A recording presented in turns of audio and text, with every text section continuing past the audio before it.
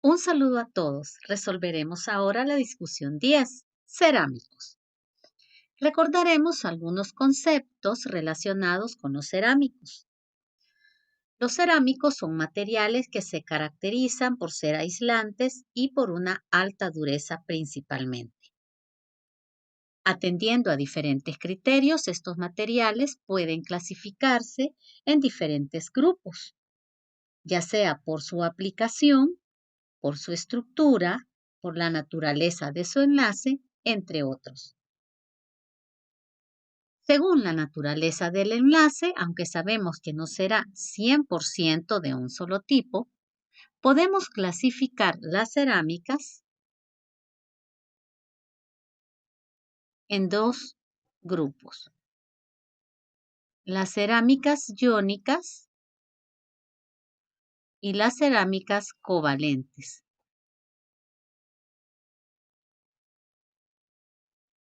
Podemos tener también cerámicas vítreas, silicatos, cristalinas, etc.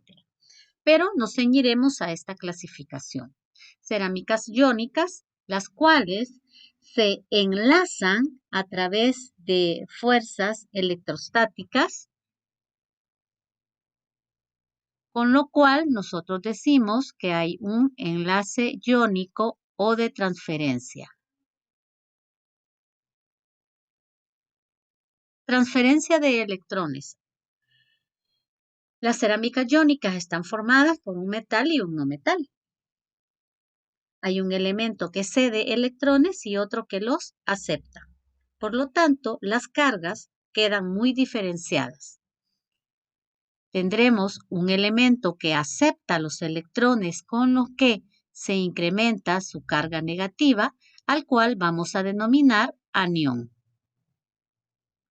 Y por otro lado, tenemos un elemento que cede electrones con lo que su carga se balancea hacia el lado positivo. A este le vamos a llamar catión. Como gana electrones, el anión aumenta su tamaño y dado que pierde electrones, el catión reduce su tamaño. Por eso tenemos esa diferencia en torno al radio iónico, el cual es distinto del radio atómico que usualmente conocemos en los elementos. Para los problemas relacionados con cerámicas iónicas, trabajaremos con datos de radio iónico. En el caso de las cerámicas covalentes, pues están formadas por elementos no metálicos en las cuales primordialmente el enlace tiene un mayor porcentaje de naturaleza covalente, aunque también puede tener cierto porcentaje de naturaleza iónica, ¿verdad? No es que todos sean al 100%. El enlace covalente, como hemos estudiado desde las primeras unidades, consiste en compartir electrones, de manera que se satisfacen los requerimientos del orbital. Al igual que en el enlazamiento iónico, en el que el elemento, el átomo modifica su radio, pues también en el enlazamiento covalente. Aquí vamos a tener un radio covalente, que es distinto del radio atómico de un elemento estable. Recordemos que acá ya hay fuerzas involucradas, fuerzas de enlazamiento. Podemos tener cerámicas vítreas o cerámicas cristalinas. Sabemos que el término cristalino se refiere a un ordenamiento, un patrón regular que se conserva, que se mantiene. Por lo tanto, ese ordenamiento debe responder a un empaquetamiento de estas partículas que forman la cerámica. ¿De qué depende el empaquetamiento? ¿Qué condiciones deben cumplir las cerámicas? Depende principalmente de dos aspectos. En primer lugar, un concepto que se denomina relación de radios.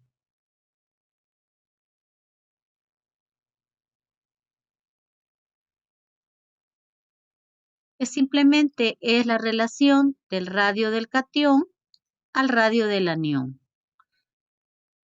¿Y qué nos sirve para determinar la geometría de coordinación?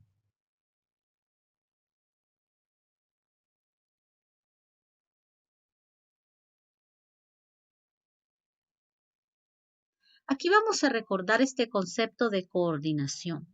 ¿Recuerdas que en la unidad 2 comentábamos el número de coordinación de cada tipo de celda? Se refería a los átomos cercanos, a los átomos que estaban en contacto con uno en particular.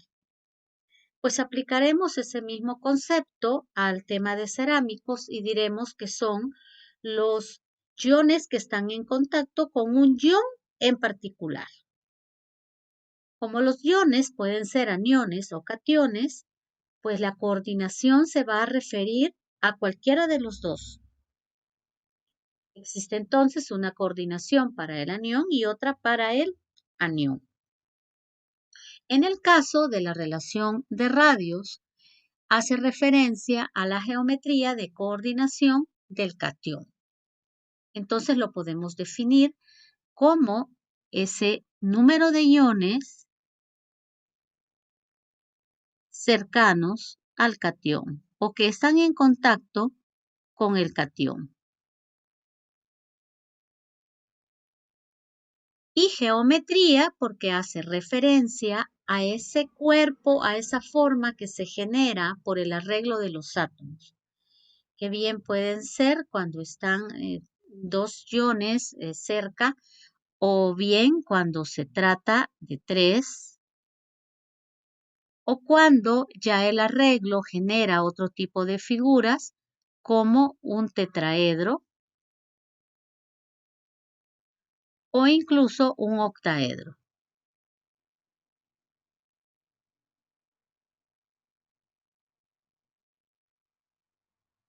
También puede generarse un cubo. A eso se refiere ese término. Entonces, en conjunto, la geometría de coordinación nos va a indicar cuál es el arreglo. Esos iones cercanos al catión, ¿qué cuerpo generan? Generan un tetraedro, generan un cubo, generan un octaedro, entre los tipos usuales que encontramos en las cerámicas. Y por otro lado, tenemos un concepto de electroneutralidad.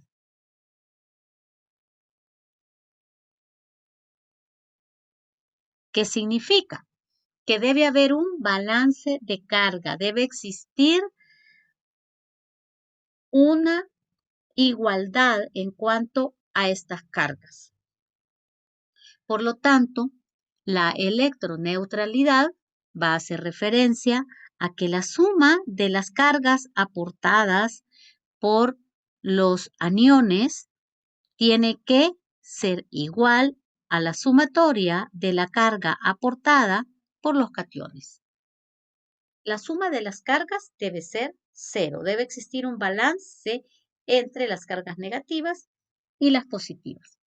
Son estas las dos condiciones que rigen el empaquetamiento de los iones en las cerámicas. Por supuesto, además de los silicatos, en el caso de las cerámicas covalentes también tenemos estructuras tales como la cúbica de diamante o la blenda de zinc, en la que no necesariamente se tienen que cumplir estos aspectos. Con estos conceptos introductorios vamos a resolver los tres problemas planteados para la discusión 10. Comenzamos. En el primer problema se aborda la situación de un titanato de hierro, cuya fórmula se presenta en la diapositiva.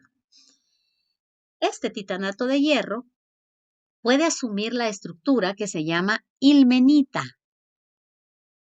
Así como existe el cloruro de sodio, así como existe la perovskita, como existe la blenda de zinc, existe la ilmenita, que es un nombre genérico que recibe un arreglo particular. En este caso, el arreglo consiste en una distribución hexagonal de iones oxígeno. ¿Qué significa esto? Que los iones oxígeno van a seguir el arreglo HCP. Van a seguir las posiciones usuales de una celda hexagonal de planos compactos. Una celda hexagonal compacta, la celda grande. Los datos de radio iónico para los elementos que forman el compuesto cerámico, hierro, titanio y oxígeno, son datos del problema. Resolveremos. ¿Qué posiciones intersticiales ocuparán los iones hierro?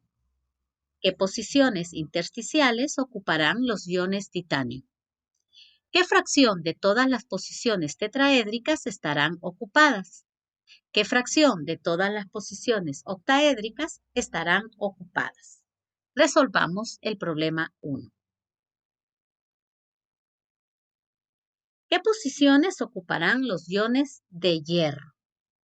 Como hemos visto en la introducción, los iones oxígeno ocupan los sitios normales o puntos o posiciones de la celda hexagonal compacta. Tenemos a la izquierda una representación de esta celda y aquí podemos decir esto es oxígeno. Estos son los iones oxígeno. De las valencias vamos a identificar quién es el anión y quién es el catión. Tenemos oxígeno 2 menos, titanio 4 más y hierro 2 más. Por tanto, el oxígeno es el anión. Por lo general, en los cerámicos, son los aniones quienes se ubican en los sitios normales de la celda, porque son los de mayor tamaño, porque están ganando electrones. En cambio, los cationes, que son los de valencia positiva, que vemos acá, cationes, al ceder esos electrones, reducen su tamaño y por tanto pueden acomodarse mejor en las posiciones intersticiales. Para determinar la geometría de coordinación, ya hemos visto antes que tenemos que evaluar la relación de radios y es lo que vamos a hacer.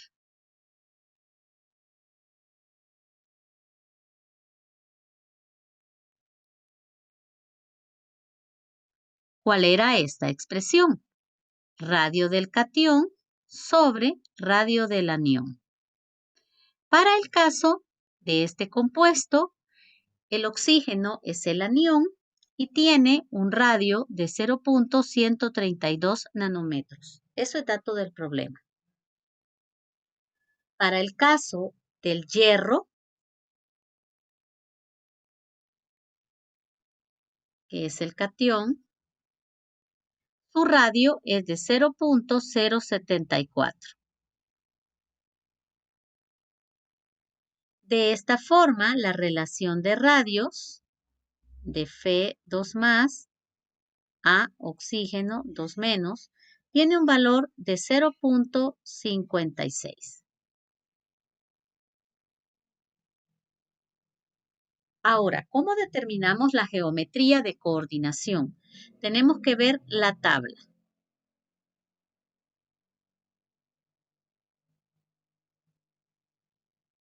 En la primera clase de esta unidad se menciona esa tabla que contiene los distintos valores de relación de radios relacionados con cada geometría.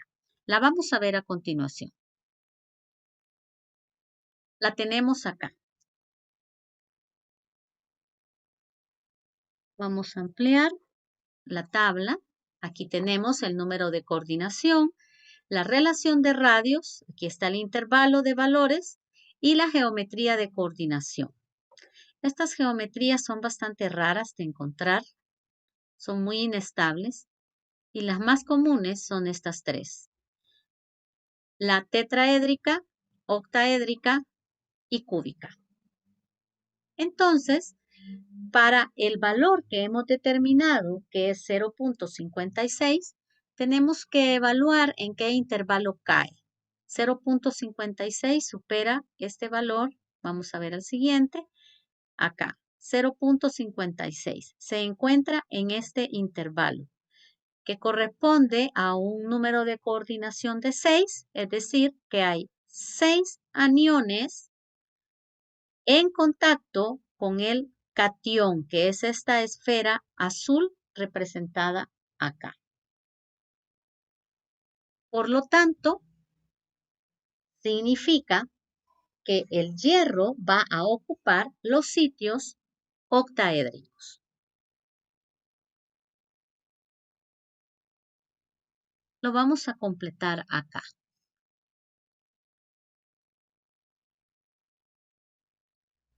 Para el hierro, la relación de radios es de 0.56. Está en este intervalo.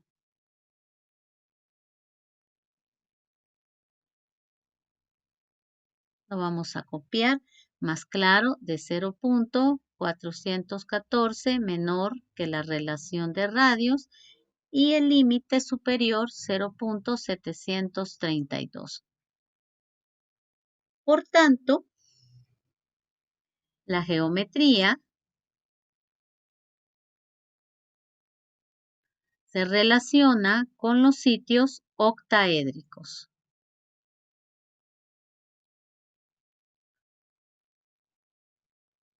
El hierro ocupa los intersticios octaédricos. Esta es la respuesta.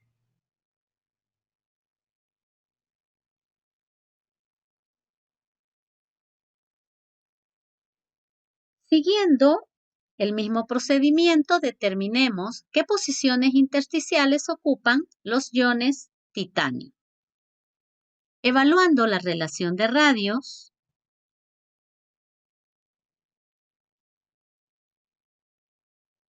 radio del catión a radio del anión, sabemos que es el radio del titanio, 4 más, sobre el radio del oxígeno, 2 menos. Los valores son dados en el problema 0.064 entre 0.132. Y tenemos un cociente igual a 0.485. Vamos a retroceder para evaluar la geometría de coordinación. 0.485 coincide con el mismo intervalo. Podemos tener una estructura de cerámico en el que tengamos otro tipo de geometrías, pero en este caso coinciden.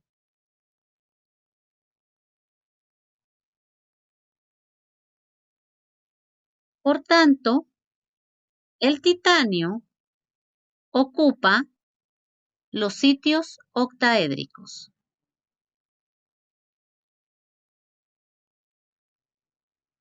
Vamos a representar uno de esos sitios acá en la estructura. Este es oxígeno. Entonces vamos a seleccionar este y este.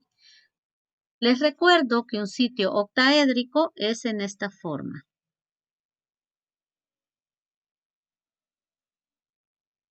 Son 6 átomos los involucrados formando un octaedro y de ahí recibe su nombre. Entonces es esto lo que vamos a ver acá. Aquí tenemos los 4 átomos. Vamos a ocupar este y vamos a prolongar este plano del centro con un átomo extra. Y aquí se forman el arreglo octaédrico.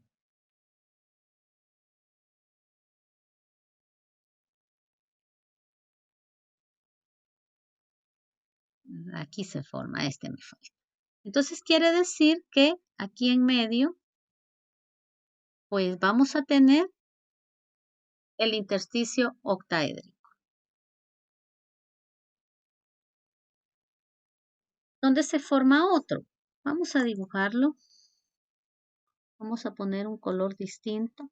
Vamos a poner un azul. Y vamos a considerar este plano de 4. Este plano de 4 será este, este y este.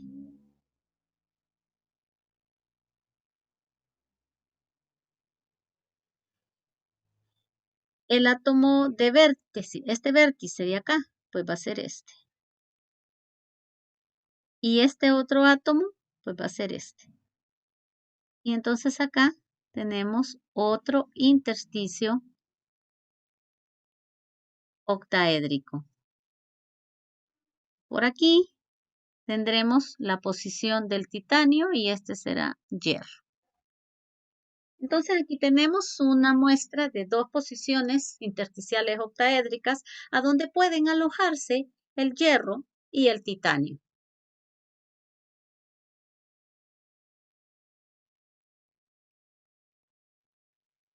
¿Qué fracción de todas las posiciones tetraédricas estarán ocupadas? Bueno, nos pide la fracción de sitios tetraédricos y como es una fracción, vamos a ocupar esta relación. El número de sitios tetraédricos ocupados sobre el número de sitios tetraédricos totales que hay en la celda unitaria. Esa es la expresión que utilizaremos. Ahora definamos cuántos sitios tetraédricos están ocupados. Revisemos nuevamente la geometría de coordinación. Para el titanio, octaédrico. Para el hierro, octaédrico. Por tanto, no hay un sitio tetraédrico ocupado. Tenemos 12 intersticios tetraédricos en la celda y esto es igual a 0 sobre 12. La fracción de sitios tetraédricos es igual a 0. No se ocupa ninguno. ¿En qué fundamento mi respuesta? En la relación de radios. Esto se corresponde para un sitio octaédrico. Literal D. ¿Qué fracción de todas las posiciones octaédricas están ocupadas? Vamos a utilizar la misma fórmula que para la fracción de sitios tetraédricos, pero la vamos a adaptar. Fracción de sitios octaédricos ocupados será igual al número de sitios octaédricos ocupados sobre el número de sitios octaédricos totales que hay en la celda unitaria. Tenemos una estructura HCP. Esta es la celda base. Esta estructura está formada por los aniones, es decir, por el oxígeno. Entonces, en esta estructura de las características, sabemos que hay 6 átomos, solo que ahora vamos a trabajar con iones por celda unitaria. Esto es de las características de la celda. Pero también esta misma celda tiene 6 intersticios octaédricos. Este número es a partir de la cuantificación de los intersticios. Entonces quiere decir que el denominador va a ser 6. Pero ¿cuál es el numerador? Para determinar el numerador, vamos a revisar la fórmula.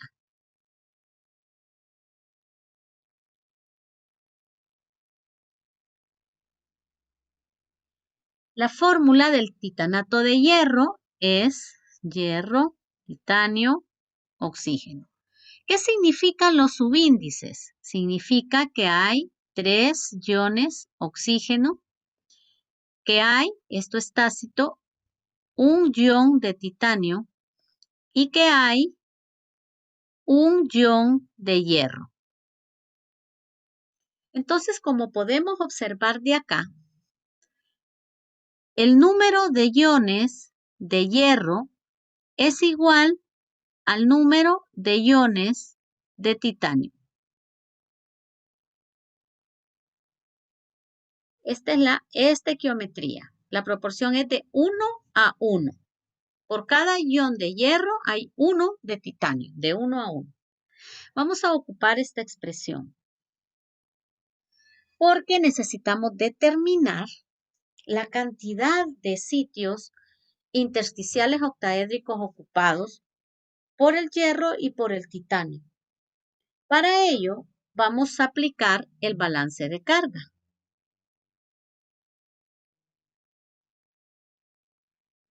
Recuerdan que deben cumplir con la electroneutralidad, pues eso es lo que vamos a aplicar aquí.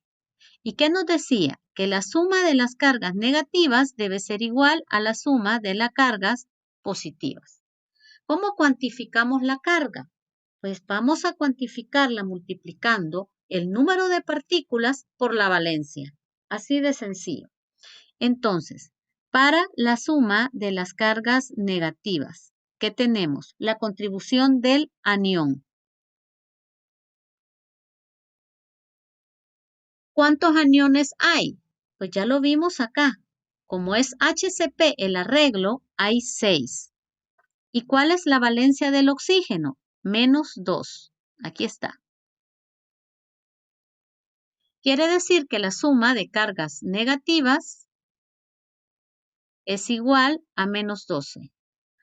O pudiéramos decir a 12 si vemos solo la magnitud. ¿Qué pasa con la suma de las aportaciones de los cationes? Suma de cargas positivas. Cationes. Pues tenemos 2 cationes, el hierro y el titanio. Veamos para el caso del hierro. Vamos a llamar como Z la cantidad de iones.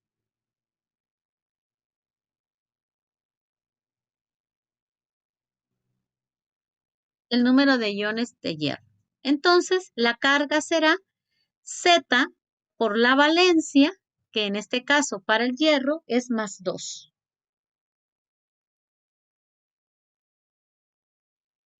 Entonces tendremos acá que la carga del hierro va a ser igual a 2Z.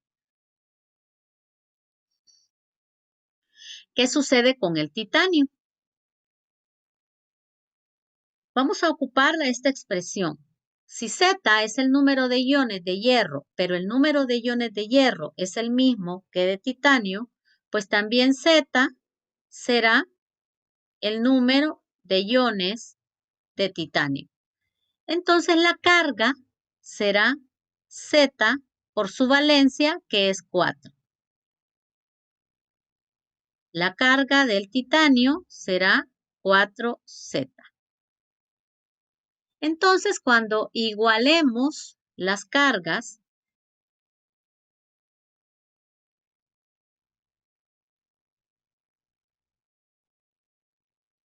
vamos a ocuparlo sin el signo porque solo vamos a ver la magnitud. Por un lado tenemos 12 en la carga negativa y esto tiene que ser igual a la carga positiva, que será 2Z más 4Z. Entonces 12 es igual a 6Z, de donde Z es igual a 2. ¿Qué significa este 2? Que hay 2 cationes de hierro y hay 2 cationes de titanio. Entonces ahora sí podemos completar nuestra expresión. En vez de este signo de interrogación, vamos a poner la cantidad de cationes. Vamos a borrar.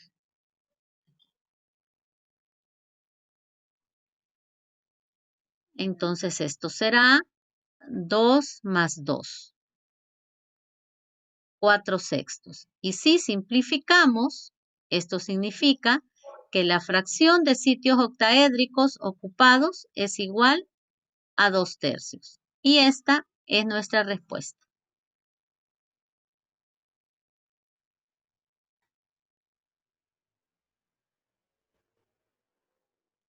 Problema 2. Calcule el factor de empaquetamiento iónico para el titanato de calcio que tiene la estructura de la perovskita. Esta estructura se muestra a la derecha. Los radios iónicos son datos que presenta el problema expresados en nanómetros y se supone que la constante de red, el parámetro, es igual a 2 veces la suma del radio del titanio más el radio del oxígeno. Revisemos la estructura perovskita.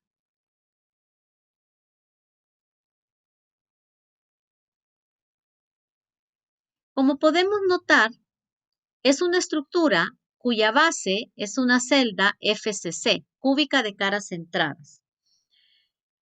Pero en este caso, el oxígeno, que tiene una valencia negativa, lo identificamos como el anión y notamos que ocupa la posición de centro de cara. Este es el oxígeno. El calcio se ubica en los vértices y el titanio en el intersticio octaédrico del centro. Entonces el parámetro de red se mide desde este centro, pasando acá una línea porque estos átomos están en contacto. Y aquí tenemos un radio, aquí tenemos un radio y en el titanio tenemos 2 radios. Por eso la expresión es 2 veces el radio del titanio más el radio del oxígeno, ¿verdad? Porque es la suma. Calculemos el factor de empaquetamiento y para ello vamos a escribir la expresión. En la unidad 2 hablamos del factor de empaquetamiento atómico que expresaba una medida de la eficiencia de la celda. En el caso de cerámicos hablaremos de un factor de empaquetamiento iónico. Como mide la eficiencia, sabemos que contempla esa relación entre el volumen de los iones y el volumen de la celda unitaria. Pero como la naturaleza de los iones lo distingue entre cationes y aniones, se tienen que determinar la cantidad de aniones y la cantidad de cationes que hay en esta estructura. En la perovskita tenemos 3 tipos de iones: oxígeno, calcio y titanio. Ya hemos identificado al oxígeno como el anión y como vemos que tienen valencias positivas, el calcio y el titanio son cationes. Entonces voy a expresar la fórmula desglosada considerando que el catión y el anión es una esfera rígida. Entonces el volumen del anión, que será igual al volumen del catión, será igual a 4/3 de pi por R al cubo. Y aquí vamos a distinguir radio de catión o radio de anión y R es un radio iónico. Porque es una vez hecho el enlace. Uno cede, otro recibe y eso modifica el tamaño del átomo. Por eso hablamos de iones. El factor de empaquetamiento será entonces el número de aniones por el volumen del anión, 4/3 de pi por el radio del anión al cubo, más el número de catión, 1, por 4/3 de pi por el radio del catión 1 al cubo, más la cantidad del catión 2 multiplicado por el volumen 4/3 de pi por el radio de ese catión 2 al cubo. Y todo esto lo vamos a hacer aquí sobre el volumen de la celda unitaria. Entonces podemos tener el factor común de 4/3 de pi y simplificar aún más esta expresión.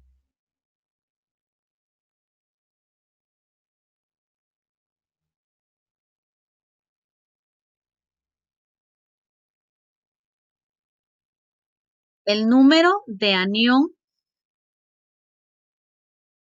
que sabemos que es el oxígeno, multiplicado por el radio del oxígeno al cubo, más el número de catión de calcio multiplicado por el radio iónico del calcio al cubo, más, por eso le voy a poner aquí 2 más y 2 menos para indicar que ya son partículas cargadas, más el número del catión titanio multiplicado por el radio del titanio al cubo.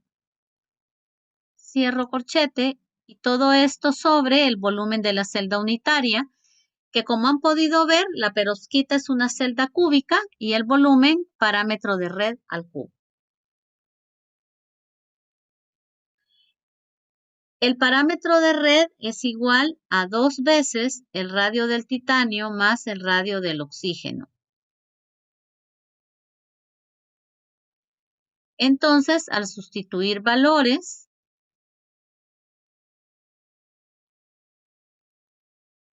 puedes comprobarlo, el valor del parámetro de red es 0.392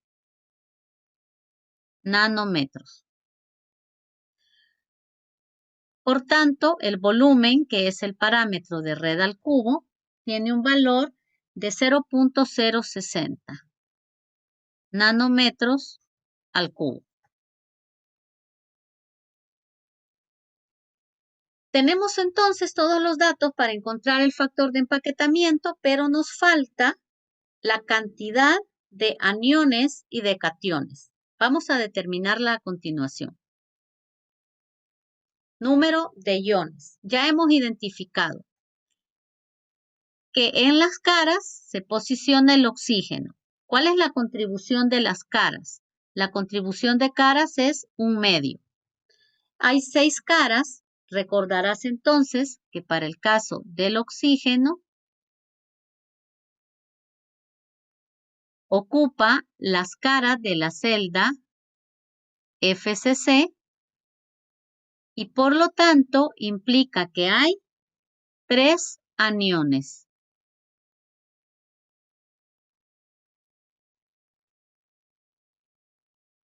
En el caso de los cationes, veamos el calcio, se ubica en los vértices. ¿Cuál es la contribución del vértice? La contribución es 1/8 y hay 8 vértices. Vértice de la celda FCC. Por tanto, 1/8 por 8 tenemos un catión de calcio.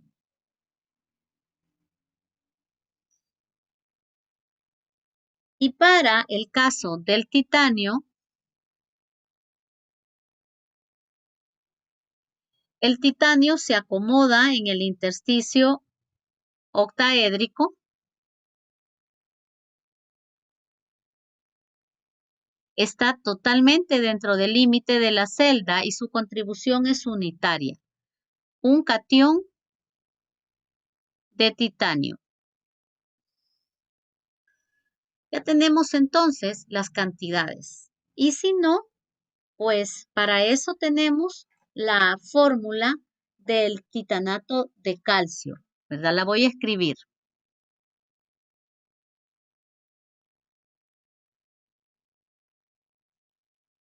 3, 1, perdón, acá esto es para acá, 1 y 1. La fórmula nos indica la proporción, la presencia. Podemos haber trabajado en el problema anterior, pero dado que eran 6 aniones, pues multiplicar por 2. Esto facilita, pero teníamos que demostrar cómo se cumplía la electroneutralidad en el caso de los cerámicos. Entonces, como ya tenemos las cantidades de los aniones y cationes, podemos sustituir en la expresión.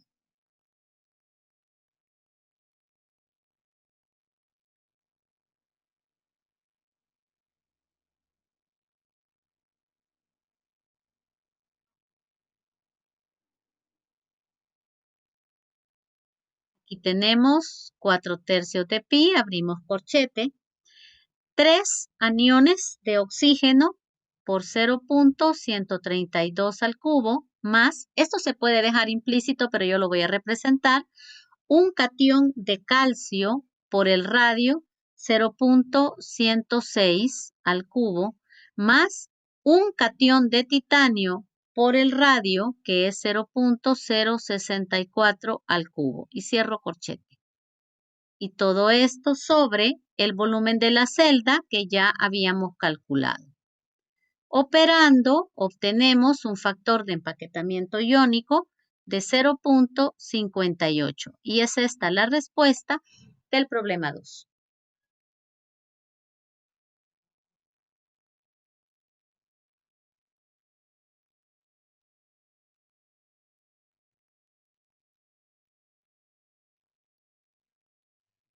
Problema 3. Estime la densidad teórica del carburo de silicio cúbico con estructura de blenda de zinc, con el carbono en los sitios tetraédricos y el silicio en los sitios de la celda FCC. Los radios covalentes son para el carbono 0.77 Armstrong y para el silicio 1.11 Armstrong. Y las masas 12.01 y 28.09 respectivamente. Pues acá tenemos un cerámico de ingeniería que tiene la característica de ser una cerámica covalente.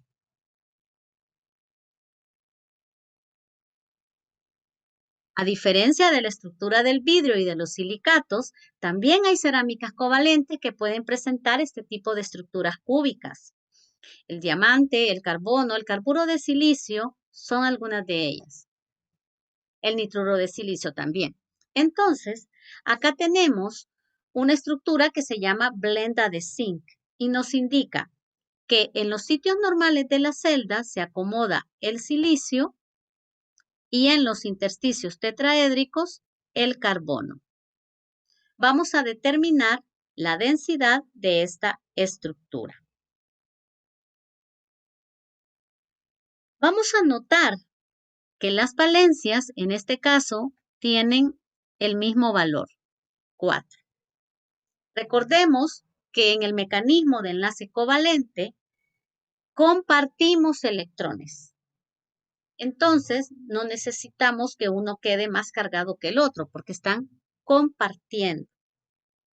Así que vamos a determinar las cantidades de ambos elementos, del silicio y del carbono, para estimar la densidad teórica. Copiemos la expresión.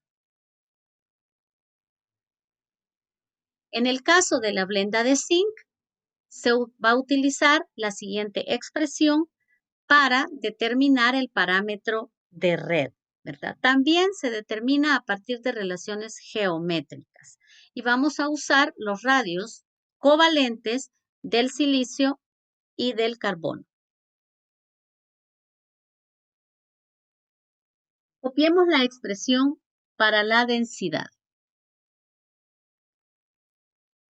La densidad sabemos que es masa sobre volumen, pero como tenemos dos elementos, silicio y carbono, la expresión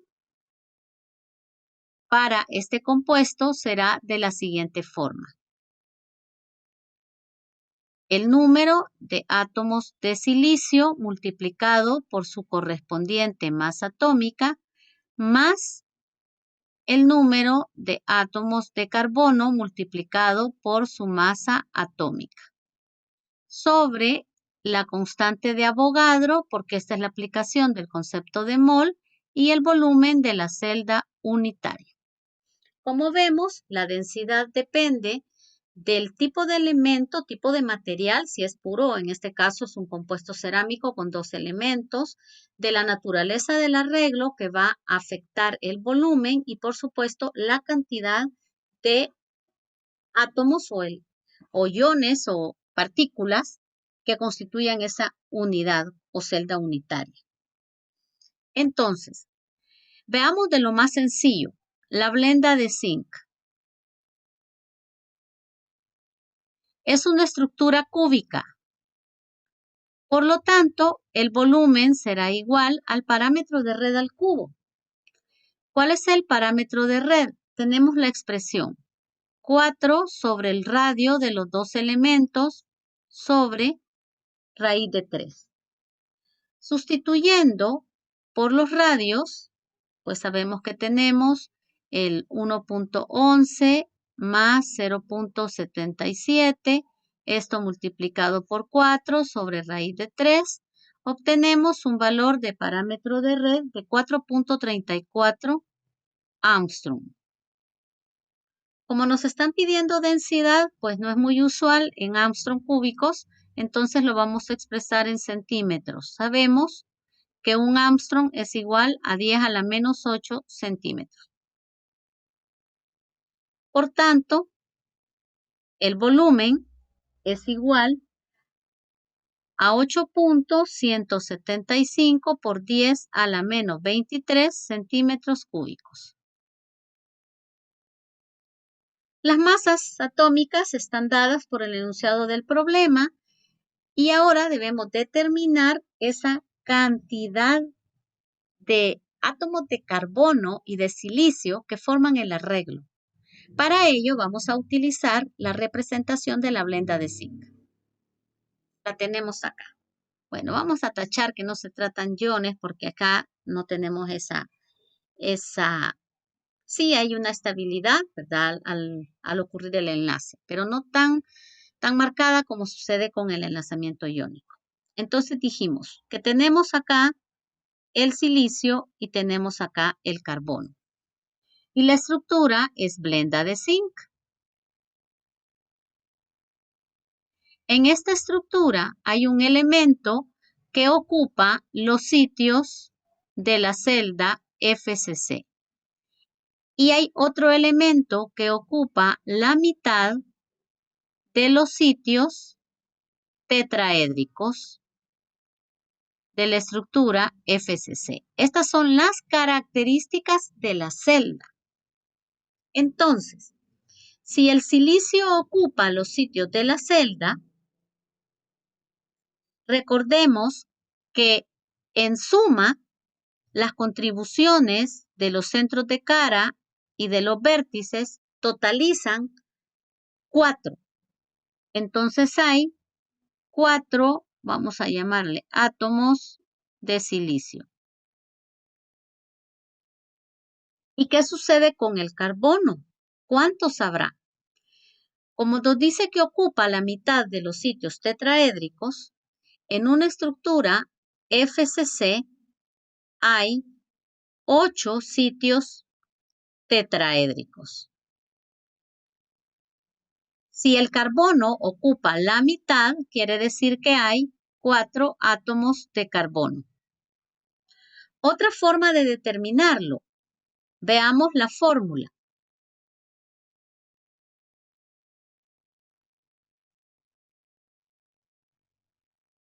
Como podemos ver, la proporción es de 1 a 1.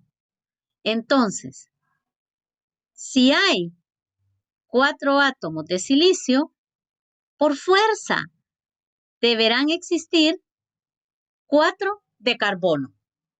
Y de esa manera, a través de la estequiometría, podemos determinar la cantidad. Quiere decir que para completar el cálculo de la densidad, vamos a considerar 4 átomos para el silicio y 4 para el carbono. Entonces, simplemente vamos a terminar de llenar con los datos la expresión para la densidad.